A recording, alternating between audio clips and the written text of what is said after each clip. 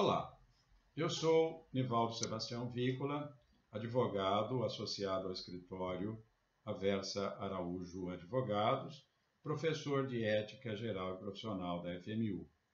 Estou aqui a convite do Dr. Alexandre Rolo, presidente da Comissão de Cultura e Eventos, para participar e trazer aqui breves considerações a respeito da ética geral e profissional dentro do projeto Cultura com Você. Esse projeto da OAB, que eu reputo um projeto louvável, não é? No sentido de, também nesse momento de muitas incertezas e de angústias, fornecer aí aos colegas sempre momentos de reflexão e de abordar temas que são caros e importantes e do interesse da advocacia em geral. Então, dentro desse propósito, nós vamos aqui tecer algumas palavras sobre a ética geral e a ética profissional. E aqui eu gostaria, então, inicialmente, de lembrar ou de comentar sobre a ética, não é? Quando eu falo em ética, eu falo, como diz a etimologia da palavra grega, eu falo em habitate, ou, como dizem alguns, hábito. Né? Então, ética é o hábito ou o habitat, a morada, a moradia do homem. Né? Então, o homem habita um local, habita o mundo, mas, em geral, nós habitamos a nossa residência, o nosso lar.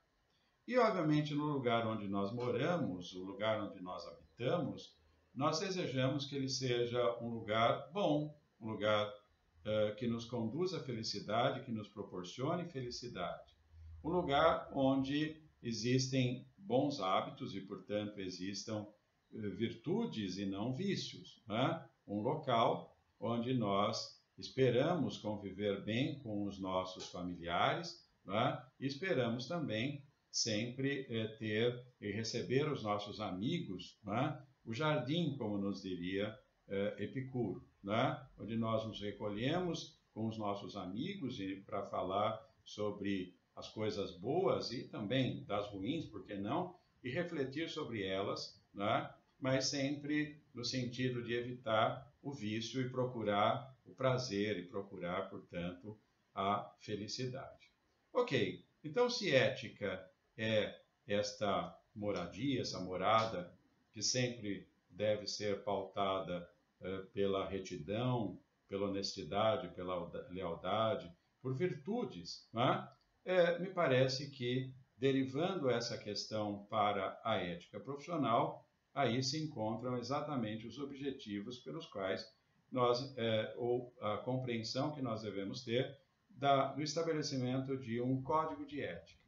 Ora, quando o Conselho Federal estabelece um código de ética, e no nosso caso é um novo código de ética, em vigor desde 2016, esse código de ética ele pretende estabelecer um comportamento padrão, né? E nós encontramos lá, logo no preâmbulo desse código, desse documento, nós encontramos exatamente situações como o advogado deve agir de modo que o torne merecedor da confiança do cliente e merecedor, portanto, do cliente da sociedade e pautando sempre a nossa conduta pela dignidade, pela correção profissional e mais, pela lealdade, pela honestidade, pela honra, como diz lá o artigo 2º, né? O advogado deve atuar sempre de modo a que preserve a honra, a nobreza, a dignidade da profissão, né? Sempre zelando pelo caráter de essencialidade e indispensabilidade.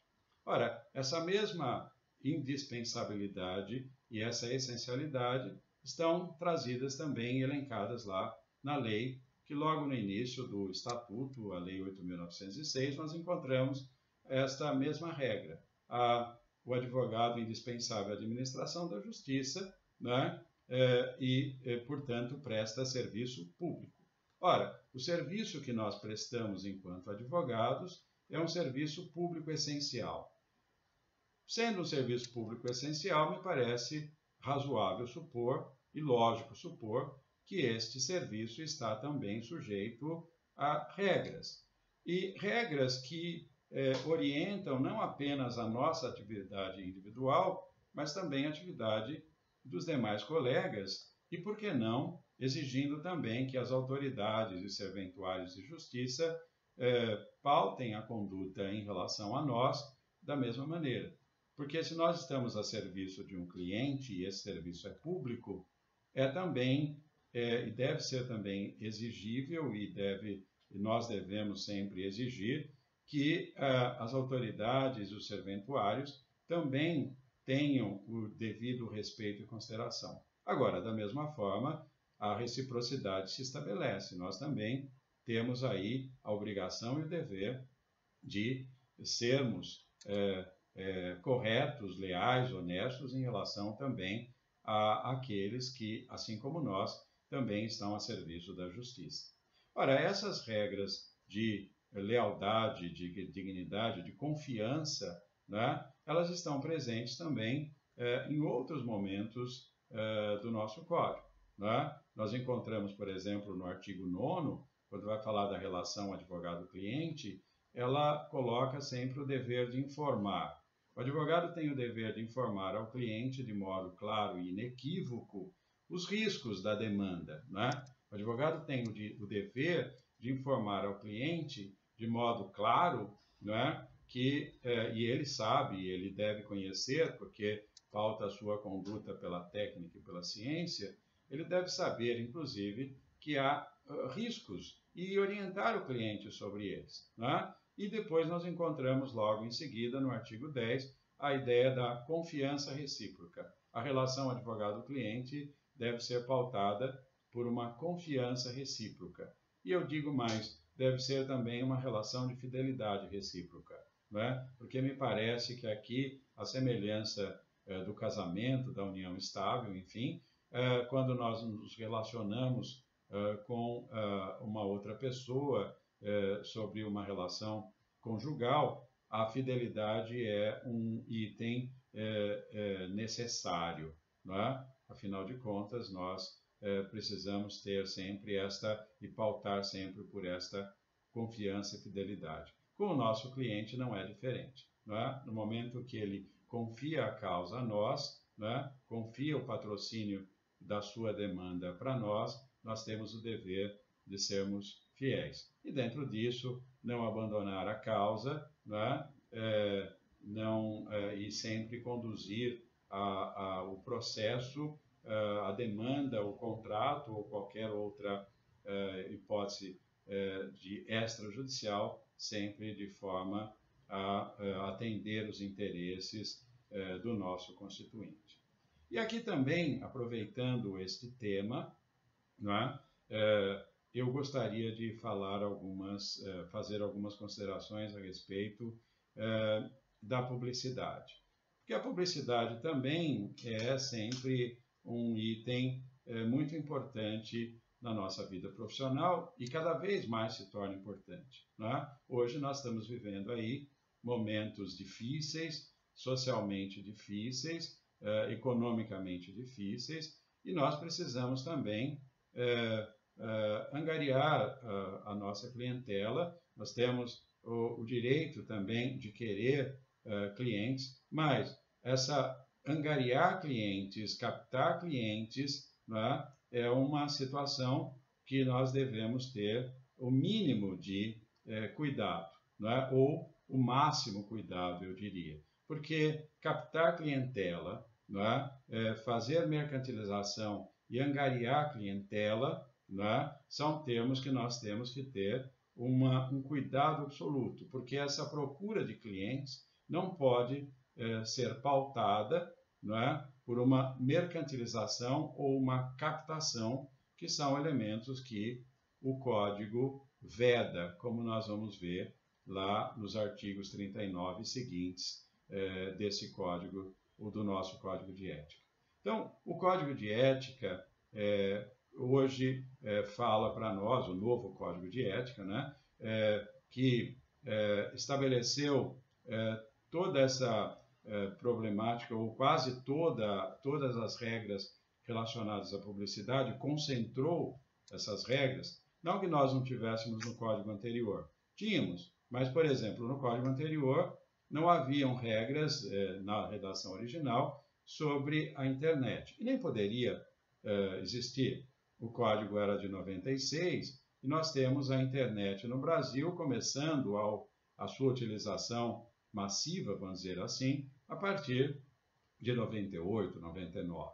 Até então, eram poucos aqueles que se utilizavam da internet, quiçá as redes sociais, né, como Facebook, Instagram, enfim, Twitter e outras tantas possibilidades que nós temos aí de divulgar a nossa atividade profissional. Então, este código, a partir de 16, insere também aqui regras que estavam no provimento 94, né, que foi editado pelo Conselho, foi introduzido pelo Conselho Federal em 2000, né, após, então, a internet começar a ganhar um espaço importante na nossa vida e hoje nós sabemos bem a importância que tem esse meio, né? É um instrumento, diríamos hoje, indispensável para a nossa atividade profissional, especialmente hoje que os processos são eletrônicos. Então, da mesma forma que nós fazemos a utilização da internet como instrumento de trabalho,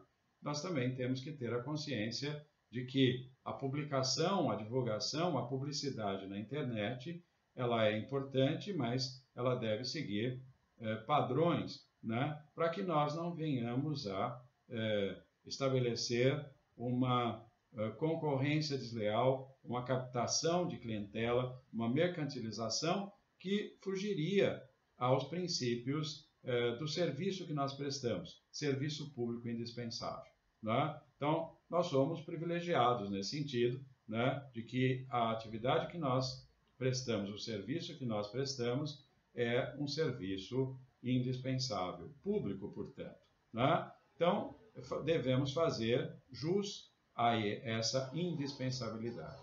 E aí nós temos, então, algumas questões trazidas pelo Código, né, relacionadas a regras da nossa publicidade ou da publicidade profissional. Obviamente que eu não vou aqui citar todas as regras dos artigos 39 a 47, até porque cansaria a todos aqueles que me veem e ouvem, né? Mas destacando aqui algumas questões que me parecem sempre importantes e que são motivos, muitas vezes, de apreensão e, às vezes, de crítica, né? Ou de alguns questionamentos, inclusive pelos próprios colegas. Entre eles, né, nós vemos lá a questão da divulgação na internet, da telefonia, e algumas vedações quanto a meios de publicidade. Mas, antes de falarmos dos meios, enfim, eu gostaria de falar ou de lembrar os princípios, né, que orientam a nossa publicidade. E aí nós encontramos lá no Código, já no início, no artigo 39, uma regrinha que diz o advogado tem ter a consciência de que a sua publicidade tem caráter meramente informativo e deve primar sempre pela discrição e sobriedade. Então, eu posso fazer a divulgação da minha atividade profissional como fazem outros profissionais, por certo que sim, dentro das regras que estão estabelecidas neste código e, eventualmente, em outros provimentos que possam ser estabelecidos pelo Conselho Federal. Então, eu tenho aqui a regra informativo, meramente informação, e discrição e sobriedade. Ora, eu sempre lembro aos meus alunos, e acho importante para nós também, profissionais, eu tenho que sempre perguntar se aquela atividade, se aquela divulgação que eu estou pretendendo é sóbria ou se ela é discreta. Porque se fugir desses princípios, eu devo, no mínimo, questionar. E questionar, inclusive, se for o caso, ao Tribunal de Ética, né, para que me oriente, no sentido de que se aquela atividade é uma atividade possível ou se ela é uma atividade que está ferindo os preceitos, se ela é sóbria, se ela é discreta, né? e também aqui no sentido de não podendo se configurar nem a captação de clientes e, portanto, nem a mercantilização da profissão.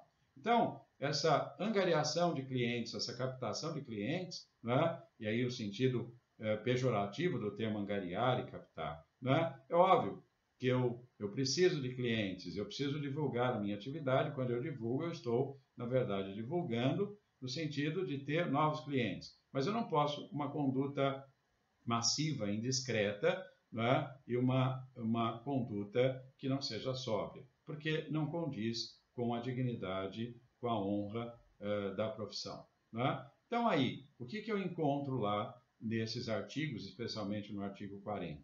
O que é vedado? Meios como cinema, rádio e TV. Ora, esses veículos, eles atingem uma população indistinta, é uma massa de clientes. Alguns advogados dizem, nossa, seria o sonho de consumo fazer isso, mas eu também tenho que pensar que, além de tudo, são meios caros de divulgação, e aí seriam acessíveis a uma pequena parcela de advogados. Então, também fugiria muito dentro dessa questão de um serviço público indispensável e obrigatório. Então, o Conselho veda. TV, rádio e cinema não pode. Agora, também não podem, dentro dessa mesma perspectiva de sobriedade, né, de discrição, a divulgação em ambiente público, em espaço público, como painéis luminosos em vias públicas, como outdoor, né, como elevadores, veículos, pontos de ônibus. Né? Ora, tudo isso, espaço público, não é sóbrio e muito menos discreto, além de visar esta mercantilização. Então, o que nós vamos observando é que os artigos do Código do 39 ao 47, todos eles seguem sempre ou fazem uma referência sempre a esses princípios que estão estabelecidos logo no início. Então, eu vou encontrar vedação desses veículos que nós acabamos de citar. Eu vou também encontrar regras relacionadas à divulgação conjunta com outras atividades que eventualmente eu exerço ou outra atividade. O que se quer evitar aqui? Já que a advocacia é um serviço público, é um serviço essencial, eu não posso utilizá-la como um trampolim para outra atividade profissional e o contrário é verdadeiro. Eu não posso também, se eu sou engenheiro, médico e advogado, médico, advogado, médico, engenheiro, advogado e engenheiro, eu não posso, por exemplo, usar a outra profissão como um trampolim para a advocacia. E a recíproca é verdadeira. A advocacia não pode ser um trampolim. Portanto, eu não posso fazer divulgação conjunta. Ah, mas eu posso exercer outra atividade conjunta. Posso, se houver possibilidade de conciliação, mas a divulgação conjunta não, porque eu estaria aí utilizando a advocacia como uma forma de ligar a outra atividade, e isto seria uma mercantilização, seria uma captação indevida. Da mesma maneira, né, quando publicar artigos, sejam artigos científicos, literários, culturais, né, vários de nós publicam, escrevem artigos literários, artigos culturais, e publicam. Eu posso fazê-lo? Posso, não há vedação nenhuma, com o cuidado de, quando isso acontecer, eu não posso divulgar nem telefone nem endereço. Ora, o que eu posso nesse caso, então? Eu estou proibido de informar algum contato? E-mail, que é o que o código autoriza. Então, o e-mail pode, né? Não pode telefone e endereço. Alguns dizem, quando se fala desse artigo, puxa, mas se eu não posso divulgar, ou se eu divulgar o e-mail, o interessado chega a mim. Pois é, palavra-chave, o interessado chega a mim. Então, se ele gostou da divulgação que eu fiz, do artigo que eu publiquei, ele pode entrar em contato através do e-mail, e aí é uma forma até indireta. Um e-mail não tem vamos dizer assim, esse impacto que tem o telefone e o endereço. Né? A outra questão é sempre muito complexa. Panfletos e mala direta. Esses eu acho que dispensam maiores comentários. Nós, advogados, não devemos fazer utilização de mala direta, especialmente hoje que a internet possibilita disparar spams, né? E-mails para uma comunidade indistinta. Ah, mas eu posso usar o e-mail? Posso, eu posso usar e-mail, inclusive, para aquela minha clientela, para avisá-los, né? Da mesma forma, por exemplo, eu não posso usar e-mails ou blogs ou qualquer outro tipo de situação ou de formas na internet para responder perguntas com habitualidade. Isto é antiético, isto fere os preceitos da publicidade. Por quê? Porque eu estaria fazendo captação de clientela. Não é? Então, responder com habitualidade perguntas, participar de programas de TV e rádio, eu posso. Não é? Não posso fazer a divulgação, mas fui convidado para uma entrevista. Não é? Ora, para fazer um comentário em geral sobre assuntos jurídicos de interesse geral. Eu posso fazer essa participação sempre com o cuidado de não me expor em demasia, não fazer captação de clientela, em especial, me parece aqui, quando se fala em reportagens de TV, não é? De rádio, ou programas de rádio e TV, em entrevistas, evitar ou ter o cuidado de não fazer pronunciamentos sobre métodos de trabalho de colegas de profissão.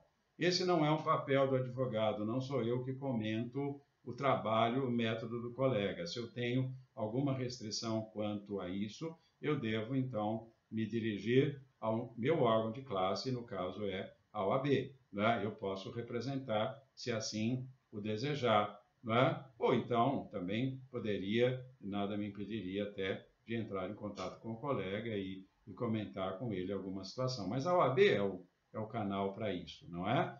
Se eu tenho alguma divergência. O fato é, eu não comento trabalhos de colega, não comento métodos de trabalho. E também devo evitar sempre debates de caráter sensacionalista, porque esses programas de TV, de rádio, muitas vezes proporcionam isso. Abordar temas de modo a comprometer a dignidade da profissão ou da instituição que nós congregamos, que é a OAB.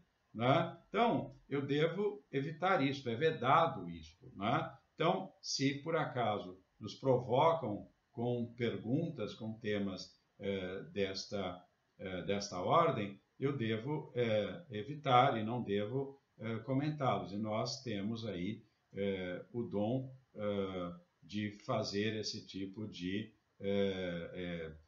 saída, não é? Uma saída honrosa e não e desviarmos para o assunto e claramente dizer, é um tema que eu me recuso a comentar porque não condiz aqui com a própria atividade profissional. Divulgar listas de clientes ou de demandas, insinuar-se para reportagem, todas são práticas que são práticas vedadas, portanto, pelo nosso estatuto, né? Pelo nosso código, mais precisamente. Né?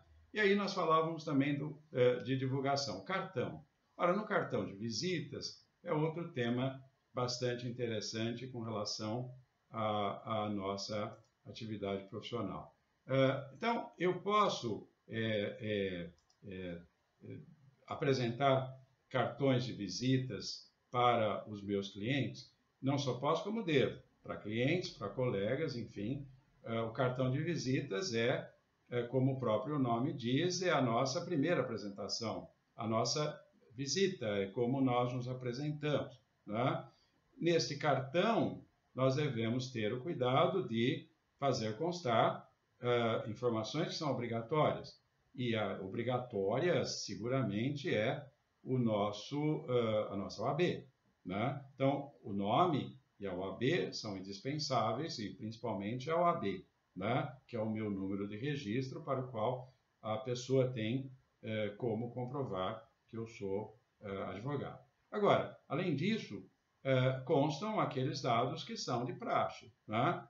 O meu nome, o endereço, aí sim, o telefone, né? O CEP, o local, endereço completo, portanto, meu telefone, a cidade, enfim, QR Code, que é uma questão nova, não é? Para os cartões, isso pode constar, não é?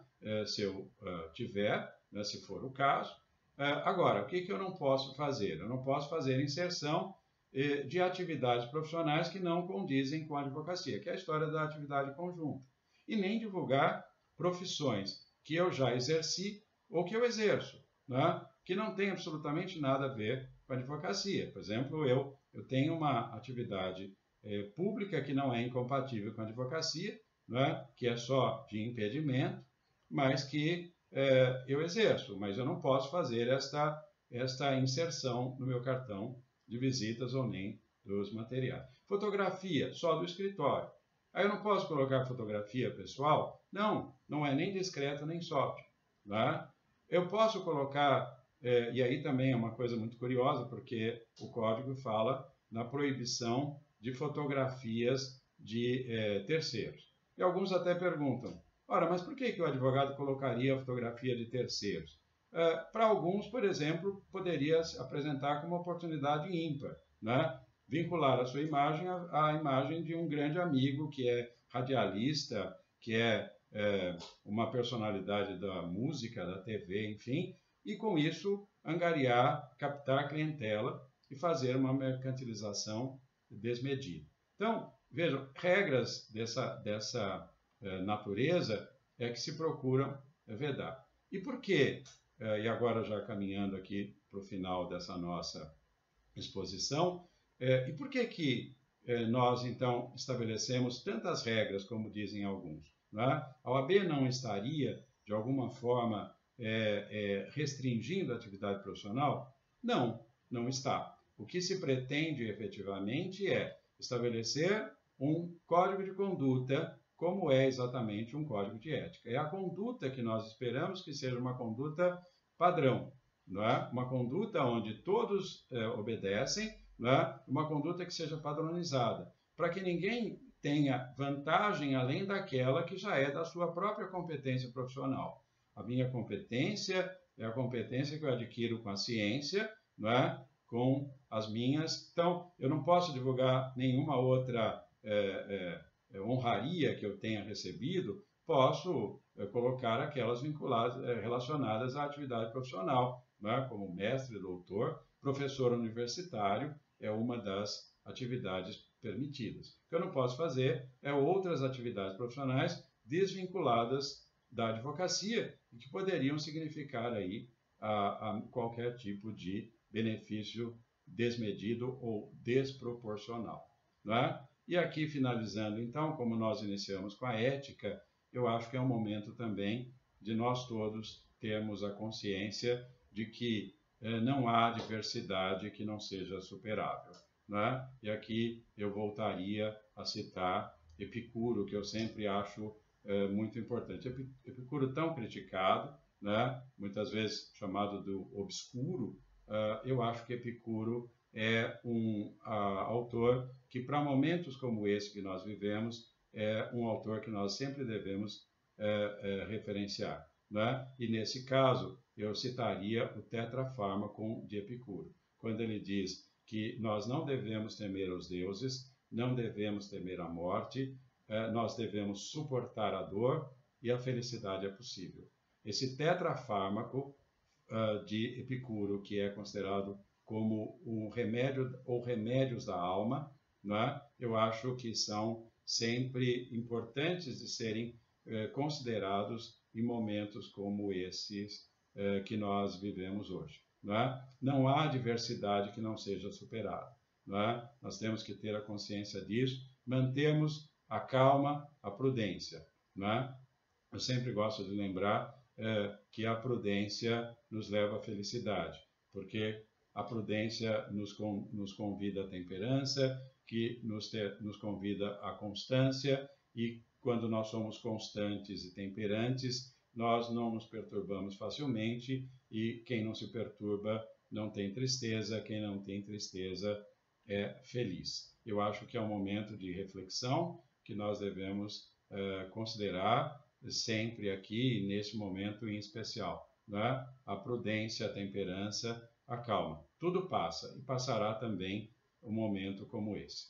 Agradeço imensamente novamente ao Dr. Alexandre Rolo e aos integrantes da Comissão de Cultura e Eventos pelo convite e espero ter contribuído de alguma maneira aí para trazer questões de alguma inquietação, vamos dizer assim. Muito obrigado.